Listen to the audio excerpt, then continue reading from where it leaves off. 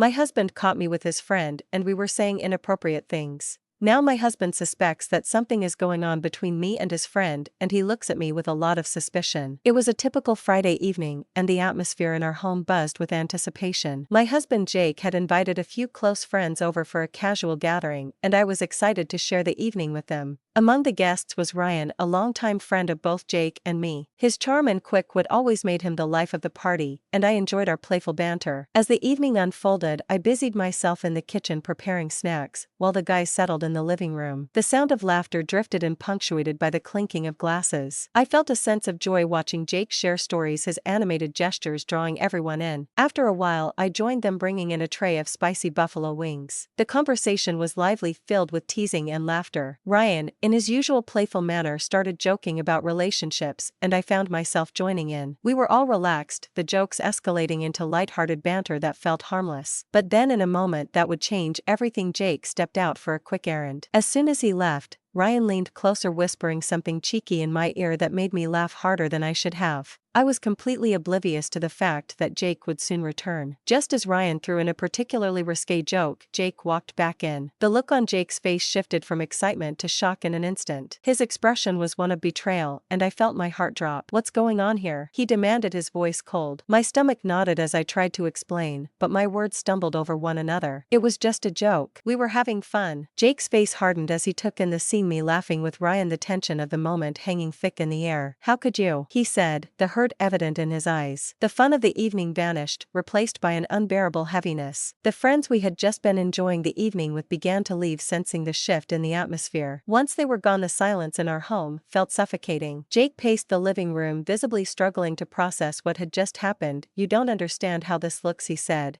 his voice trembling. "It looks like you were flirting with him." I felt tears welling in my eyes as I tried to convey the innocence of the moment. "Jake, please, nothing happened. It was just playful banter. I love you, and I would never betray your trust," one pleaded, but it felt like my words were falling on deaf ears. The days that followed were a blur of tension and sadness. Jake became distant, his gaze heavy with suspicion. He started questioning me about everything: where I was, who I was with, and even my phone calls. It was as if a shadow had fallen over our relationship, a shadow that seemed impossible to lift. I found myself avoiding Ryan altogether. I didn't want to give Jake any more reason to doubt me, even if that meant distancing myself from a friend. Every interaction with Jake felt strained, filled with unspoken words and hurt. I would catch him watching me, his eyes filled with doubt, and it broke my heart. One evening, as I sat on the couch, I mustered the courage to suggest we talk to a counselor. "I think we need help to get through this," I said softly. To my surprise, Jake agreed. It was a small but hopeful step. Our first session was filled with raw emotions. Jake expressed his pain, and I shared my feelings of helplessness. It was uncomfortable, but the counselor guided us, encouraging open communication. Slowly, I saw a change in Jake. He began to understand how his fears were clouding his judgment. With each session, we peeled back the layers of misunderstanding